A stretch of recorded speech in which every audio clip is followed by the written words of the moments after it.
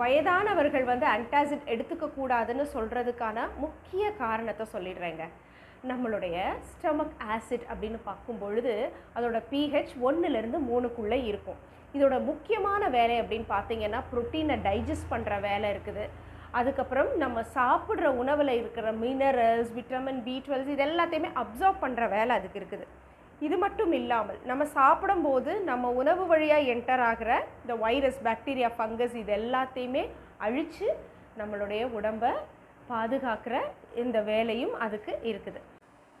அதனால் வயதாகும் பொழுது இந்த ஆன்டாசிட் நீங்கள் எடுத்துக்கொள்ளும் பட்சத்தில் என்ன ஆகும் அப்படின்னு பார்த்தீங்கன்னா டைஜஷன் பவர் முதல்ல குறையும். அதுக்கப்புறம் நமக்கு இந்த இம்யூனிட்டி இல்லாமல் போகிறது நம்மளுடைய வயிற்றுலேருந்தே ஸ்டார்ட் ஆகுது.